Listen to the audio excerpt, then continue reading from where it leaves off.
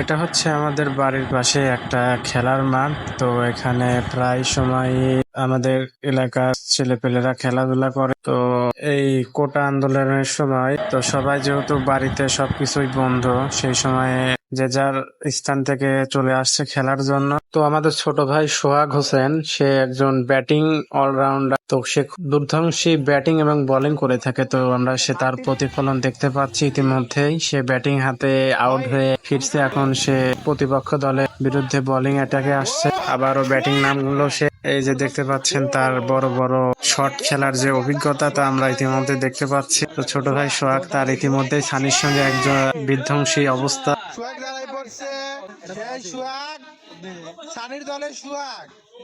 সোহাগ দাঁড়িয়েছে এখানে। ইতিমধ্যে আমাদের সানিরা সোহাগের মারামারি লেগে গেল হঠাৎই। সানিরা সোহাগের মারামারি না থাকতে সানি বল খেলে যাই হোক, আমি কোনো ধারাভাষ্যকার না, এমনিতেই আর কি ফাজলামো করতেছিলাম। একসঙ্গে সবাই খেলা দেখছিলাম জন্য। তো যাই হোক, আমরা ছোট ভাইকে নিয়ে একটু ফাজলামো করতেছিলাম। সে অনেক রেগে যায়, সেই জন্য আর কি তাকে নিয়ে সবসময় ফাজলামো করি। তো পরবর্তীতে আবার নতুন কোনো ভিডিও নিয়ে আসবেন ইনশাল্লাহ।